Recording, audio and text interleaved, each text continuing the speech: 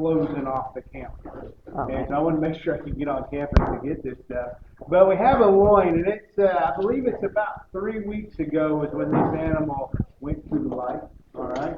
And so we got a whole loin, and I say whole loin, it is sirloin and short loin attached. All right. Now this is kind of cool because I've never cut up a yak before, so this helps me with my my quest to cut up as many of God's creatures as I can.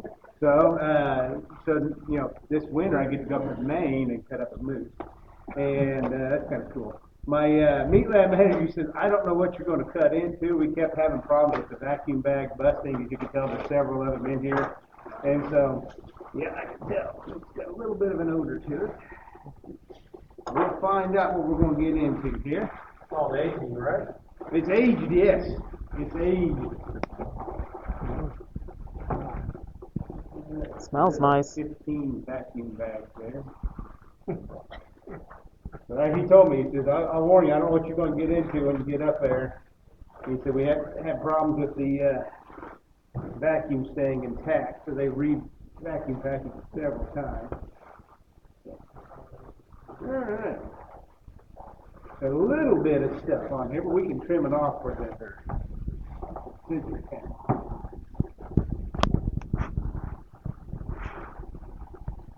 Ooh. Yeah.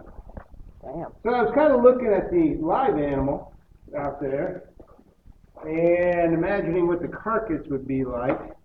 And so I'm kind of envisioning a carcass, a yak carcass, kind of looking like a bison carcass, very heavy front end, really big hump there, which is his Latin name for that big hump is called the rhomboideus muscle. And so that's really a tough muscle, so that'd be one of those slow roasting, moist heat cookery type things. But this is the whole loin from sirloin to the short loin. So we're talking about the hip all the way up to the back. So if we're talking about beef, obviously we're talking about sirloin steaks, and then we get into your strip steaks, your tenderloins, and so on and so forth. And you can see a little bit different. Not a whole lot of fat on this animal, which is kind of what you would expect. An animal is really not bred to lay down a whole lot of fat as well. So we'll find out what we've got on the inside. Like I said, I'm kind of excited. I've never done this before. But so what I'm going to do, there's actually 3 main cuts I'm worried about. So this is the short loin right here. So this is where, if we're talking about beef, would be like your T-bone steaks, your strip steaks, and so on and so forth. And what a lot of people don't realize is that T-bone, so if we get more specific, the porterhouse, you actually get 2 steaks in one. You get a filet mignon and a New York strip steak. Now, it was kind of interesting. So your 3 UK professors here, including your meat scientist here, so Dr. Lemkill, Dr. Anderson, we all have ties back in Missouri, all right? Les was born and raised there. Jeff and I went to did our PhDs there. And one thing I tell folks is when I was in Missouri there for 5 years, you couldn't find a New York strip steak anywhere, all right? There's no New York strip steaks anywhere. There's a lot of Kansas City strip steaks, but no New York strip steaks. So that nomenclature for that changes depending on the region there as well. Like there's some roasts that we call like a bottom round roast. In Colorado, they call them Pikes Peak roast. I don't know why, okay? But this is kidney fat. And the dry fat, yeah, you can cook it down for suet, all right? Bird seed balls. But you can kind of get an idea. If you notice on this guy, let's cut this open here. Notice the color of that fat, kind of yellowish color. Yeah. That means he's been munching on some forage. All right, munching on some forage. Now, our finished cattle that are on grain, that fat is going to be bleached white, almost about as white as my frost. Okay, so that's how we get an idea of what they've been eating by looking at that fat color. And that fat color is important because I usually tell folks animals are going to taste a lot like what they've been eating. Now, let me preference it by saying that if you're going to feed them, peppermint, they're not going to taste like peppermint. I'm just saying that their feed stuff. Grain finished versus forage finished animals are going to have a different flavor, all right? And everybody wants to know, I get this all the time, what tastes better, grain or grass? That's up to you. That's up to you, all right? So I'm not going to tell you that, all right? So what I'm going to do is take this piece right here. You guys see that? Those of you there. So right here is the backbone. This guy right here is your tenderloin. That's your most expensive, most tender cut of meat in the grocery store, all right?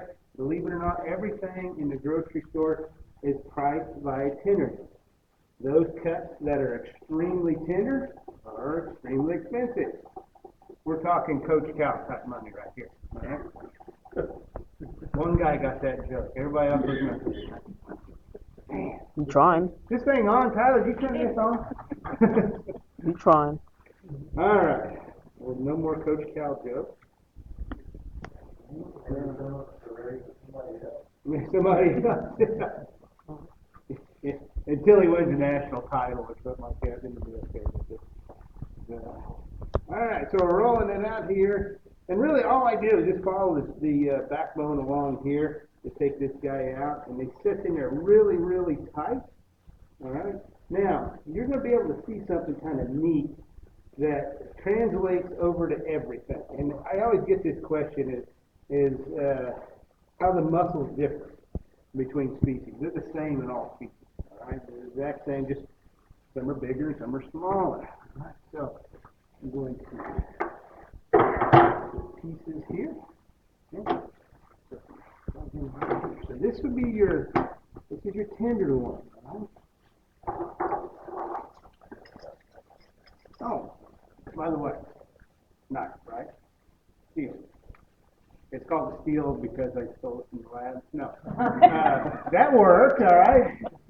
That one neat. That's what gets left. All right. So the way these two pieces work, all right. If you look at this knife under a microscope, you're not going to see a smooth edge. You're going to see these things look like teeth. They're called feathers. And as I'm cutting, I'll bend those feathers. If I hit that bone like I did, I'll bend those feathers. And I run it across that steel to straighten that out. Eventually, I'm going to lose feathers, and that means this is no longer going to work. When I start losing those feathers, I got to take it back to the sharpener and resharpen it. So no matter how hard you pound your knife on this thing, it's never going to sharpen it. All this does is straighten those teeth or those feathers out. All right, and that's exactly what I wanted to do. I'm going to get this guy prepared for you. So, in beef, this is one of the most expensive cuts on the entire carcass because it is the most tender cut on the entire carcass. And so, it's got this silver skin on there. All right, we take that off. Why do we take it off? Well, if I'm going to charge you $25 a pound, I don't want you to have to work that hard when you eat. All right? The reason that's there is it helps those muscles slide across each other.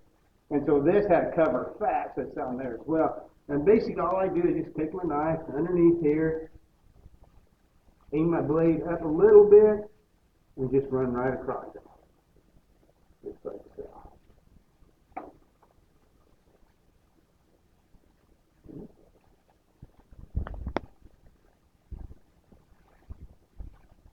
Bear in mind, folks, I'm used to it being about this tall, much taller here, so about 2 more feet high in the air is what I'm used to. All right.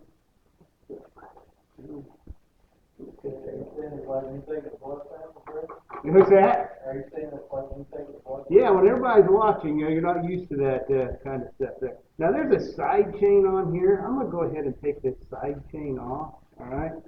And the reason being is it too is pretty tender as well, but from a visual standpoint, makes things a little bit more ugly. All right. It's neat though. Now, being an old retail guy like Dr. Rentfrow said, everything's got to look good to me. It's one of those deals where if it looks good, I can sell it. If it doesn't look good, it's hard to sell. Can you still cook that piece of meat, or? Yeah.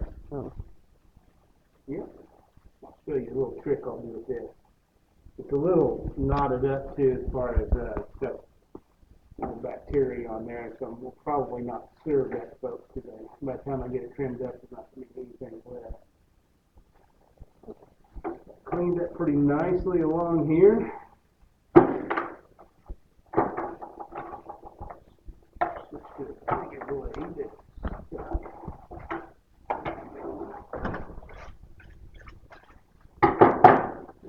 Let's space it up. Come in here about 1.25 inches.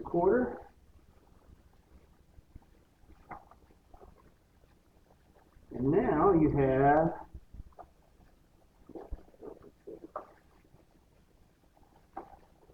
your filet mignon.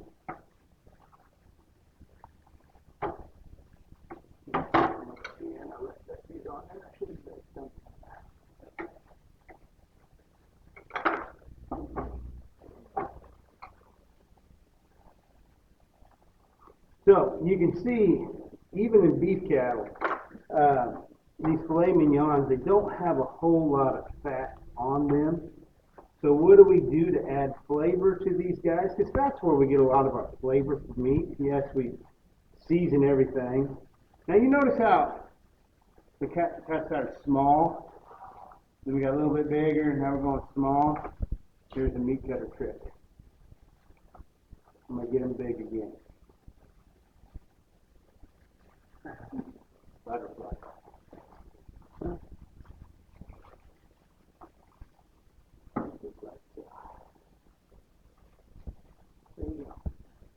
Yak filet mignon. So how do we get the flavor in there if we don't have the whole fat in there on these filet mignons? Well, you've probably seen it done and didn't realize it. There's two foods that make everything better.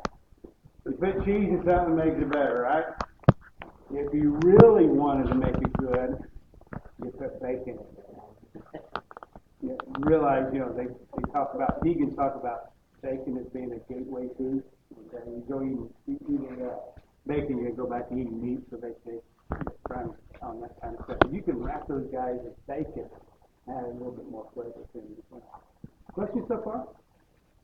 No? Just absolutely amazed, or just hurry up and get done so we can get out of here? Actually, I have a question. All right, got a question, yep. Is this from one of yours? Yeah. How old was that animal when you Santana.